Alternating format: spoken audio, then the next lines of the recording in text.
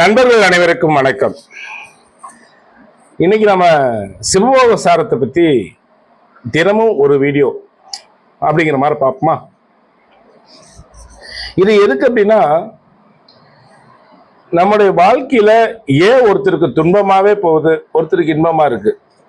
நான் என்னையா பாவத்தை பண்ணேன், என் வாழ்க்கை எப்படி போகுது, கடவுளே உனக்கு கண் இல்லையா, இப்படி கேட்போர் நம்மில் பலர் உண்டா இல்லைங்களா?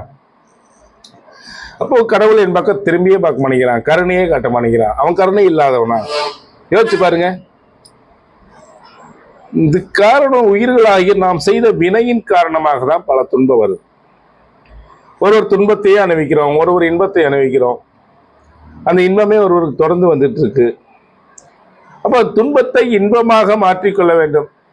இது எப்படி மாற்றிக்கொள்வது என்றால், சிவபோக சாரத்தில் சிவ அனுபூதி நிலையிலிருந்து நம்முடைய அருளாளர்கள் சொல்லியுள்ளார்கள். எப்படி துன்பத்தை, உங்கள் வாழ்க்கையினுடைய துன்பங்களை எப்படி இன்பமாக மாற்றிக்கொள்வது என்று. ஒருத்தருக்கு அவமானம் வருது, எங்கிருந்து வருது? நல்லதே செய்தாலும் அவமானப்படுறோம். இன்னொருத்தருக்கு ஒரு உறவு, மேல உறவுகள் வருது, ஒருத்தருக்கு இருக்கிற உறவுகள்லாம் பிரிஞ்சிட்டு போகுது.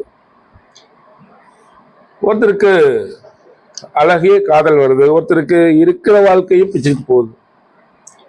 நம்மளால எதுவுமே செய்ய முடியலையே. நம்ம இதெல்லாம் செய்யலாம்னு நினைக்கிறோமோ, நம்மளால எதுவுமே செய்ய முடியலையே. ஏன் இதெல்லாம் ஏன் நடக்குது?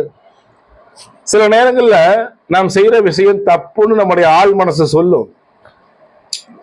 சொன்னாலும் நம்ம அந்த ஆள் மனசு சொல்றத நம்ம கேட்டு நடக்க முடியாது. புரியுதுங்களா? அப்போ அந்த எது தப்போ செய்வோம். சில நேரங்கள்ல நம்முடைய ஆள் மனசு இதை செய்யன்னு சொல்லும், நம்மளால செய்ய முடியாது. இதெல்லாம் ஏன்